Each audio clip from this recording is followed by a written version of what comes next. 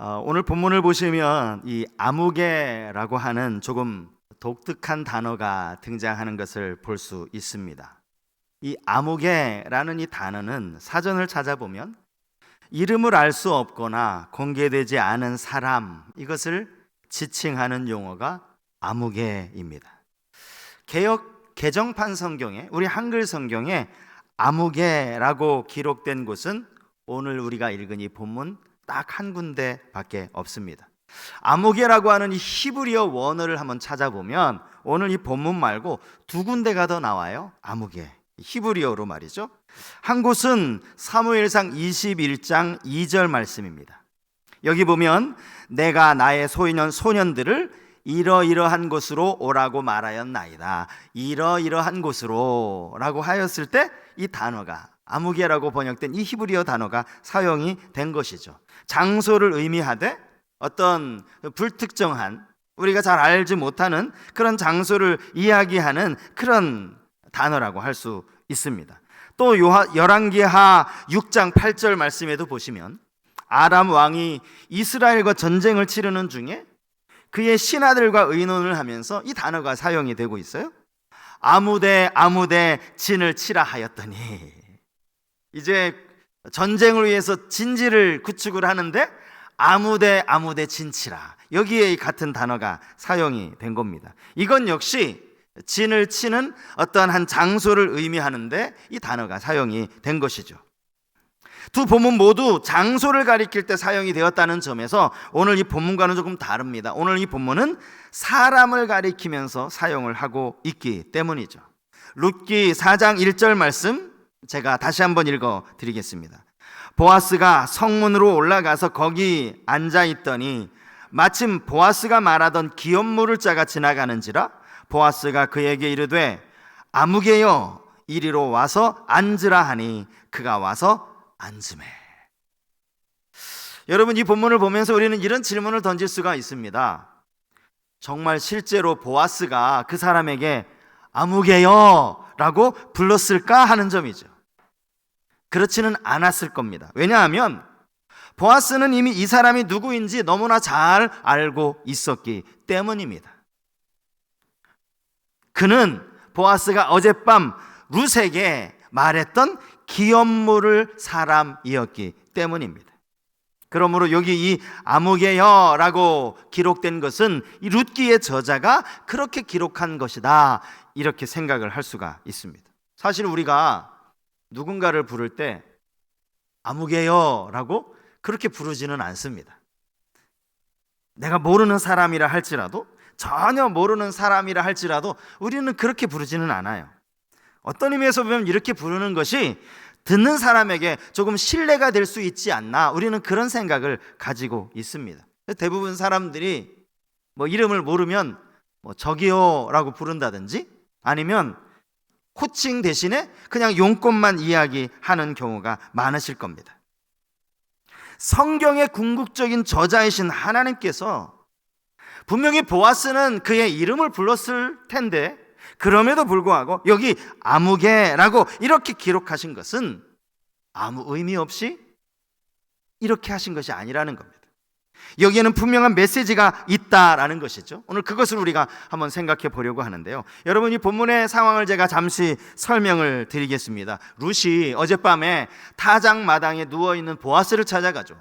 보아스의 발치에 누웠습니다. 보아스가 잠을 자다가 깨어서 한 여자가 발치에 누워있는 것을 보고 그가 룻이라는 사실도 알게 됩니다. 그리고 룻에게서 기업을 물을 자가 되어달라라는 요청도 받게 됩니다. 그 다음날 아침, 날이 밝자마자 보아스는 성문으로 올라가죠. 그리고 거기에 앉았다라고 나오고 있습니다. 당시 성문은 사람들이 왕래하는 아주 중요한 통로이기도 했을 뿐만 아니라 이 성문 입구에는 넓은 공간이 있어서 다양한 모임 장소로도 활용이 되었다고 합니다. 보아스가 성문에 앉은 이유가 뭐겠습니까? 지금 자기보다 더 가까운 엘리멜렉의 친족을 만나기 위함이었습니다. 마침 그 사람이 지나가는 것을 보고는 그를 불러 세웁니다. 이리 와서 잠깐 앉으라, 이렇게 이야기를 하는 것이죠. 그리고 성읍의 장로 10명도 함께 청해서 이제 그들과 같이 앉게 합니다. 보아스가 말합니다. 우리 형제 엘리멜렉에게 그의 기업 물을 자가 필요한데 나보다 당신이 더 가까운 친족이니 당신이 기업 물을 생각이 있으면 이 기업을 물을 자가 되라 라는 것이었습니다. 만약 당신이 물으지 않으려거든 내게 말하라는 것이죠. 당신 다음이 바로 나고 그리고 나 말고는 더 이상 기업 물을 자가 없다라고 이야기하는 것입니다. 그의 첫 번째 대답이 무엇입니까? 그가 이르되 내가 물으리라 하는지라. 자기가 기업을 물으겠다라고 그렇게 이야기를 한 것입니다. 하지만 보아스의 설명을 좀 더 구체적으로 듣고 난 다음에 금방 자신의 생각을 바꿔버립니다. 나는 다시 기업을 물으지 않겠다라고 이야기를 하는 거죠. 본문 6절 말씀입니다. 그 기업 물을 자가 이르되 나는 내 기업에 손해가 있을까 하여 나를 위하여 물으지 못하노니 내가 물을 것을 내가 물으라. 나는 물으지 못하겠노라 하는지라. 처음에는 내가 기업을 물으겠다라고 말해놓고 이제 기업을 못 물으겠다라는 말을 두 번씩이나 반복해서 이야기하고 있습니다. 결국 이 엘리멜렉의 기업을 무는 일은 보아스의 차례가 되었어요.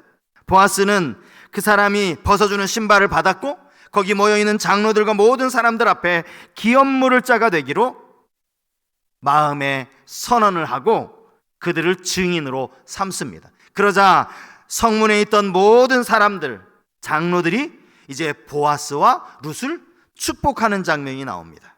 그것이 본문 11절과 12절에 나와 있는데요.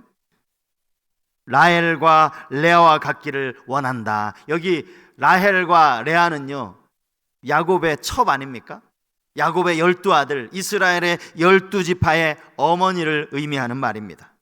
다말이 유다에게서 낳은 베레스와 같게 하시기를 원한다. 이 베레스는 계대 결혼을 통해서 태어난 아들이에요. 그리고 이 베레스가 보아스의 직계 조상이기도 합니다. 오늘 우리가 살펴보고자 하는 것은 앞에서 말씀드린 것처럼 아니 보아스는 분명히 자기보다 엘리멜렉과 더 가까운 친족, 그를 잘 알고 있었고 그를 만난 자리에서 그의 이름을 불렀음에도 불구하고 왜 성경인 저자이신 하나님께서는 그를 단지 아무개라고만 기록했을까? 여기에 메시지가 무엇인가? 이것을 이제 우리가 살펴보려고 하는 것입니다. 여러분, 우리는 먼저 하나님께서 사람의 이름을 상당히 중요하게 여기신다는 사실을 알아야 할 필요가 있어요.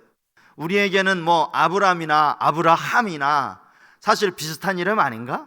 뭐 아브람이라고 불러도 되고 아브라함이라고 불러도 되는 것 아닌가라고 생각하기가 쉬운데 아닙니다. 결코 그렇지 않습니다. 창세기 17장 5절 말씀에 보면 하나님이 아브람에게 이렇게 말씀하십니다. 이제후로는 내 이름을 아브람이라 하지 아니하고 아브라함이라 하리니 이는 내가 너를 여러 민족의 아버지가 되게 함이니라. 현대원 성경은요 이 본문을 조금 더 구체적으로 번역을 했는데요, 내 이름은 이제 아브람이 아니다, 수많은 무리의 조상이라는 뜻으로 아브라함이라고 부를 것이다. 내 이름은 이제부터 아브라함이다. 이렇게 하나님이 말씀을 하시는 거예요. 그동안 아브람이라고 불렀는데 이제 아브라함이라고도 불러라. 이름을 하나 추가해 주신 게 아니에요. 그 이름 틀렸다, 앞으로 그렇게 부르지 말고 이렇게 불러라. 아브람이 아니라 아브라함이라고 불러라. 이렇게 말씀을 하시는 거예요. 아내 사라의 이름도 마찬가지죠. 이제 더 이상 사레라고 부르지 말고 사라라고 불러라. 하나님 이렇게 말씀을 하시는 겁니다. 발음이 비슷하다고요? 같은 이름이 아니에요. 비슷한 이름이 아닙니다. 전혀 다른 의미를 가지고 있어요.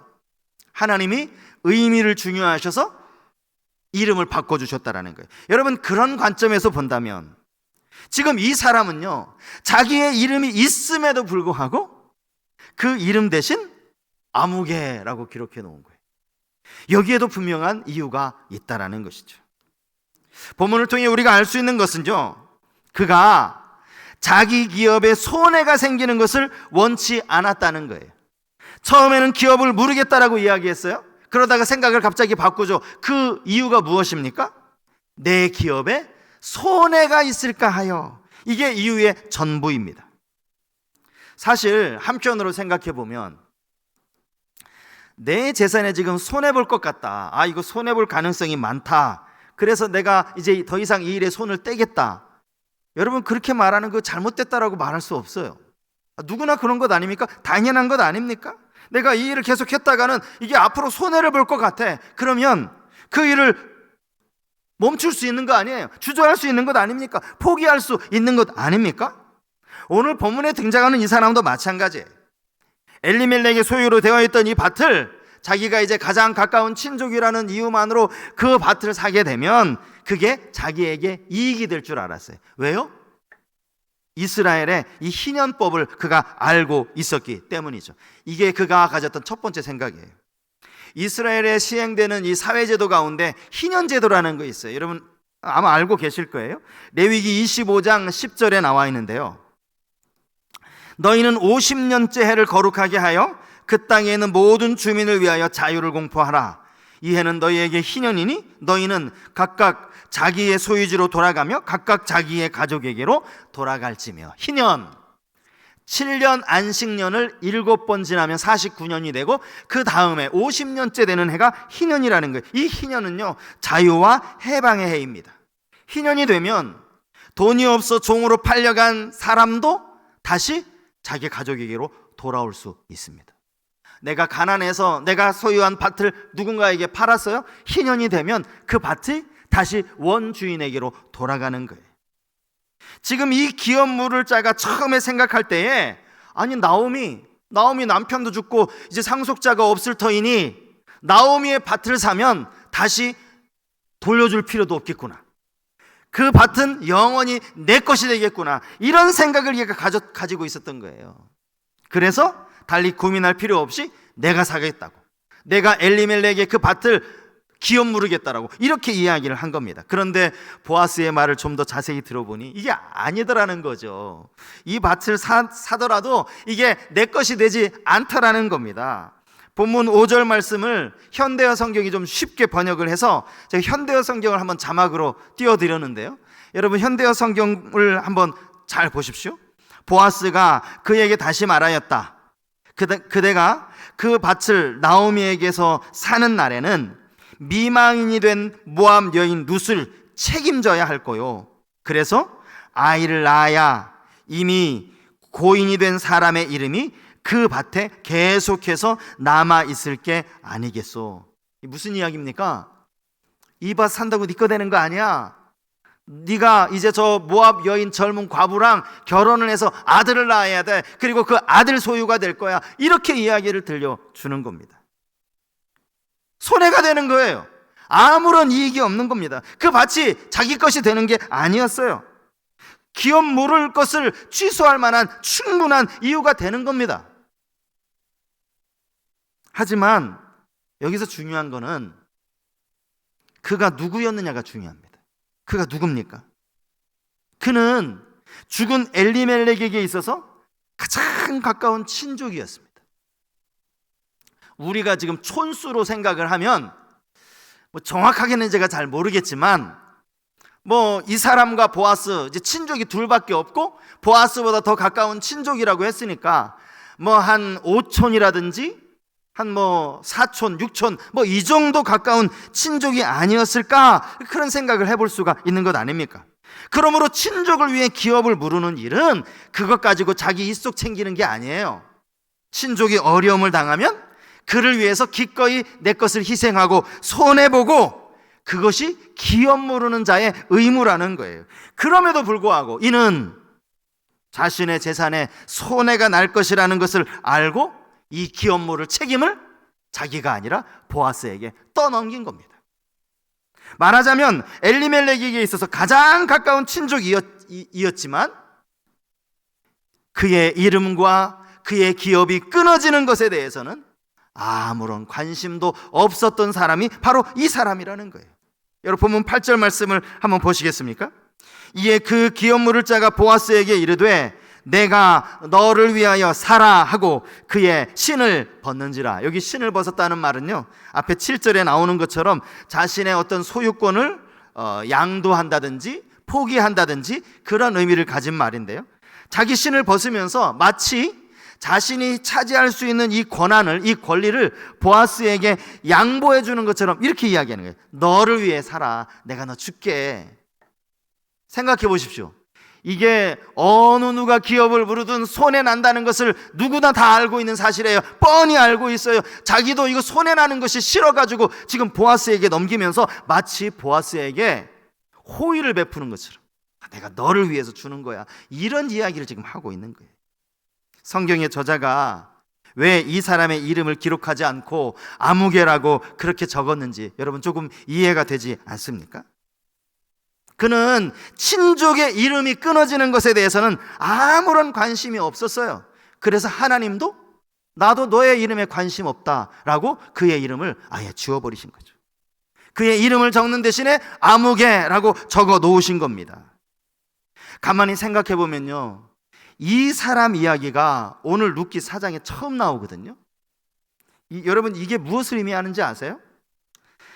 그래도 엘리멜렉에게 가장 가까운 친족이었는데, 가장 가까운 친족이 모압에 내려가서 죽잖아요. 그의 두 아들도 죽잖아요. 그리고 과부가 10년 만에 고향으로 돌아오지 않습니까? 그럼에도 불구하고 가까운 친족이라고 말하는 이가 한 번도 나오미를 돌아보았다라는 내용이 없다라는 거예요. 가장 가까운 친족임에도 불구하고 모든 것을 다 잃은 채 터벅터벅 고향으로 돌아온 그녀가 지금 어떻게 생활할까, 어떻게 지내고 있는가, 이런 거 관심도 하나도 없었다는 거예요. 궁금하지도 않았다는 거죠. 엘리멜렉의 밭을 사겠느냐라는 이 말에, 야 그러면 그 밭 내 거 되는 건가, 여기에는 관심을 가지고 이 사실에는 기뻐했을지 몰라도 엘리멜렉의 가문이 끊어지는 것에 대해서, 그것을 위해서 자기를 희생하는 일에는 전혀 기뻐하지 않았다는 거죠. 그러니 그의 사람의 이름을 굳이 적어놓을 필요가 있겠습니까? 믿음이 있다고 말은 하지만 자신이 손해볼 줄 모르는 사람들이 우리 주위에 많이 있습니다. 주님이 나의 죄를 위해 십자가에 달려 죽으셨다는 사실에 대해서는 늘 감사해하고 감격해 하면서도 너의 십자가를 지라 라는 이 말씀에는 왠지 부담을 느끼는 성도가 있습니다. 갑절의 축복을 받으시라는 이 말에는 아멘이라고 큰 소리로 화답하면서 주를 위해 헌신하자는 이 말에는 고개를 푹 숙이는 그런 성도가 있다라는 거예요. 이름 적을 필요 있을까요?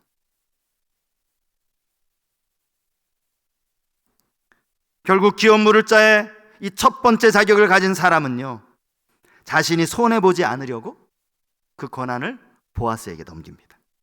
이제 엘리멜렉으로 인해서 손해를 보아야 하는 사람은 보아스가 된 거예요. 실제로 보아스는 자신의 말대로 모압 여인 룻을 아내로 맞이합니다. 친족 엘리멜렉의 기업을 그 아들 말론과 기럐의 이름으로 잇게 해줍니다. 여러분, 그러면 보아스는 엄청난 손해를 본 겁니까? 물론 재산에 있어서는 그랬을 수도 있을 겁니다. 하지만 여러분, 보아스는 이 결혼을 통해서 다윗의 조상이 됩니다. 다윗의 증조 할아버지가 보아스예요. 어느 누구도 보아스의 선택에 대해서 어리석고 미련한 선택이었다고 아무도 말하지 않아요. 보아스를 아는 사람은 아무도 그를 어리석다라고 말하지 않습니다. 그는 손해를 보기는커녕 놀라운 영광과 축복을 누린 사람이 되었다라는 겁니다. 여러분, 손해는요, 어떤 관점에서 보느냐에 따라서 결코 손해가 아닐 수도 있어요. 그 대표적인 사람을 저는 세리장 삭개오라고 생각을 합니다. 삭개오는요, 평생 동안 돈 모으는 일에 최고 우선순위를 두고 살았던 사람입니다. 그는 유대인이었어요. 유대인이었음에도 불구하고 유대인들로부터 심한 멸시를 받았습니다. 그가 세리장이었고 부자였다라는 이 말을 보면 그가 지금까지 어떻게 살아왔는지를 충분히 짐작할 수 있습니다. 자기를 죄인이라고 불러도 아무 상관하지 않았어요. 왜요? 돈만 모으면 되니까요. 로마 정부에 아부하면서 동족들에게 피를 빨아먹는다는 이런 과도한 세금을 물리면서 그렇게 평생 돈을 모으는 재미로 살던 그가 도무지 이해할 수 없는 고백을 합니다. 아시죠? 누가복음 19장 8절 말씀이에요. 삭개오가 서서 주께 여짜오되 주여 보시옵소서, 내 소유의 절반을 가난한 자들에게 주겠사오며 만일 누구의 것을 속여 빼앗은 일이 있으면 내 갑절이나 갚겠나이다. 여러분, 이게 말이 가능한 이야기입니까? 어떻게 삭개오가 이런 말을 할 수 있습니까? 평생 돈 모으는데 급급해서 살아온 그가 어떻게 이런 말을 할 수 있느냐고. 아니, 소유의 절반을 떼서 가난한 자들에게 그냥 나눠주겠다고요? 어리석은 사람 아닙니까? 하지만 주님은 삭개오에게 이렇게 말씀하세요. 그가 결코 어리석은 사람이 아니었다는 사실을 성경이 이렇게 증명하고 있습니다. 예수께서 이르시되 오늘 구원이 이 집에 이르렀으니 이 사람도 아브라함의 자손이미로다. 구원에 대한 놀라운 선포가 삭개오에게 이루어졌다는 거예요. 여러분, 삭개오가 바보입니까? 어리석은 사람입니까? 아니, 못하러 저렇게 자기가 모은 돈을 절반씩이나 가난한 자들에게 나눠줘? 바보 아니야? 삭개오가 바보입니까? 삭개오와 대조되는 한 사람이 복음서에 또 나와요. 이 사람을 찾아보니까요, 이 사람도 참 대단한 사람이더라고요. 마태복음에도 나오고 마가복음에도 나오고 누가복음에도 나와요, 이 사람의 이야기가요. 그런데 공통되게 이 사람의 이름도 없어요. 그의 이름이 누구인지 알지 못합니다. 그는 영생에 대해 관심이 있었던 사람입니다. 영생에 대한 이 질문에 대한 답이 오직 예수님에게 있다는 사실도 그는 알고 있었어요. 그래서 예수님을 찾아왔죠. 그것뿐만이 아닙니다. 그는 어려서부터 신앙교육도 아주 철저히 받은 사람이었습니다. 예수님이 계명에 대해서 말씀하시자마자 그가 이렇게 이야기하죠. 아주 자신 있게 이야기합니다. 선생님, 이것은 내가 어려서부터 다 지켰습니다. 얼마나 대단한 사람입니까? 철저하게 율법의 말씀을 지켜왔고 영생에 대한 갈망을 가지고 있었고 얼마나 귀한 청년이에요? 그런데 왜 복음서에서는 이 청년의 이름을 뺐을까요? 왜 이 청년의 이름을 기록해 놓지 않았을까요? 마태복음 19장 21절 22절이 그에 대한 답입니다. 예수께서 이르시되 내가 온전하고자 할진대 가서 내 소유를 팔아 가난한 자들에게 주라. 그리하면 하늘에서 보화가 내게 있으리라. 그리고 와서 나를 따르라 하시니 그 청년이 재물이 많음으로 이 말씀을 듣고 근심하며 가니라. 어디로 간 거예요? 예수님이 나를 따르라 했어요. 예수님 따라간 겁니까? 아니요. 예수님 버리고 간 겁니다. 근심하면서 다시 되돌아간 것이죠. 자신의 재물에 손해가 생기는 것을 걱정한 나머지 결국 주님을 따르지 못했다라는 것입니다. 어쩌면 참 대단한 청년이고 지혜로운 청년이라고 말할지도 모르겠어요. 내 소유를 다 팔아서 가난한 자들에게 주라고 하는 이 예수님의 말씀에 속아 넘어가지 않고, 아, 예수님 됐습니다, 저는 그렇게 살지 않겠습니다 라고 예수님의 이야기를 뿌리쳤으니 여러분, 얼마나 지혜로운 청년이에요. 자신의 재산 지켰잖아요. 끝까지 자신의 재산 손해보지 않았잖아요. 얼마나 지혜로운 청년이에요. 재물이 곧 하나님이 되어버린 이 시대의 관점에서 보면 보아스는요 진짜 어리석은 사람입니다. 아니, 못하러 손해볼 것을 뻔히 알면서 남의 기업을 물읍니까? 자기 소유가 될 것이 아니라는 것을 알면서 이런 막대한 손해를 보았다는 것, 보아스 어리석은 사람 아닙니까? 아니, 삭개오와 같은 바보가 어디 있습니까? 왜 자기의 재물을 아무 이유도 없이 반 뚝 잘라가지고 가난한 자들에게 나눠줍니까? 오히려 부자 청년이야말로 지혜로운 사람이라 할 수 있죠. 오늘 본문에 나오는 내 기업에 손해가 날까봐, 아유, 내가 가장 가까운 친족이지만 아유, 나 이거 안 할래, 나 필요 없어, 네가 해, 네가 해. 이 사람이 진짜 지혜로운 사람 아닙니까? 앞에서도 말씀을 드린 것처럼 자기 신을 벗어서 이웃에게 이렇게 주는 행위는 내 권리를 포기하겠다, 양도하겠다, 이런 의미라고 제가 말씀을 드렸죠. 그런데 성경에 보면 이와 비슷한 행위가 또 하나가 기록이 되어져 있어요. 모세 율법에 보면요, 이거는 자기 스스로 신을 벗는 게 아니라 남이 그의 신을 벗기는 거예요. 자, 그 기록이 신명기 25장 9절에 나와 있는데요, 신명기 25장 9절 우리 같이 한번 읽어보실까요? 같이 한번 읽겠습니다. 시작. 그의 형제의 아내가 장로들 앞에서 그에게 나아가서 그의 발에서 신을 벗기고 그의 얼굴에 침을 뱉으며 이르기를, 그의 형제의 집을 세우기를 즐겨 아니하는 자에게는 이같이 할 것이라 하고. 자, 여기서 신을 벗기는 행위는 상당히 모욕적인 행위라는 걸 알 수 있죠. 신만 벗기는 게 아니에요. 그 얼굴에 침을 뱉었다라고 그렇게 나오고 있습니다. 이 경우가 어떤 경우인가?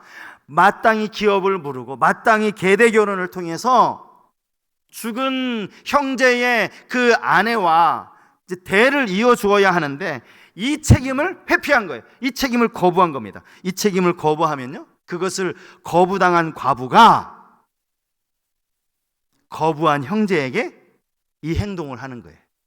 그 사람이 신고 있던 신 뺏고 그 사람 얼굴에 침을 뱉는 거예요. 너는 죽은 내 남편의 형제인데 기업 물을 자의 역할을 하지 못했으니 하고 그에게 침을 뱉는 거예요. 그것뿐만 아닙니다. 성경에 보면요, 그의 이름을 이렇게 부르라고 나와 있어요. 신 벗김 받은 자의 집. 그는 신 벗김 받은 자가 되는 거예요. 그의 이름이 신 벗김 받은 자. 얼마나 모욕적인 말입니까?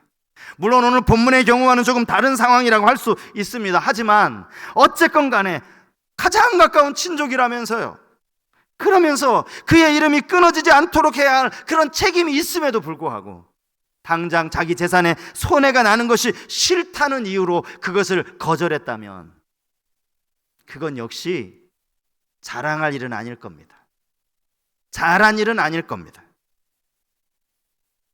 여러분, 예수 그리스도의 십자가 희생을 우리는 너무나 잘 알고 있고 그 은혜를 늘 감사하다라고 이야기합니다. 그렇게 고백을 하면서도 정작 신앙생활로 인해서 감수해야 할 작은 손해에 대해서 부담스럽다. 여러분, 그렇게 여긴다면 우리의 이름이 아무개라고 불려지지 않겠습니까? 날마다 하나님 제게 복 주십시오, 하나님 우리의 가정을 형통케 해주십시오, 늘 그렇게 하나님께 은혜를 구하면서 주를 위해 희생하는 것, 그 작은 손에 감수하는 것, 이거를 힘겨워한다면 여러분, 우리의 이름 역시 하나님 보시기에 아무개가 될 수 있다는 거예요. 아무개가. 주님은 오늘도 말씀하십니다. 마태복음 10장 38절 말씀에 또 자기 십자가를 지고 나를 따르지 않는 자도 내게 합당하지 아니하니라. 주님을 따른다 하면서도 내 십자가 지고 따르지 않으면 합당치 않다라는 거예요. 자기를 부인하는 십자가, 주님이 가신 그 길을 따라가는 성도, 주님 보시기에 합당한 신자로 살아가는 우리 모두가 될 수 있기를 주님의 이름으로 축복합니다.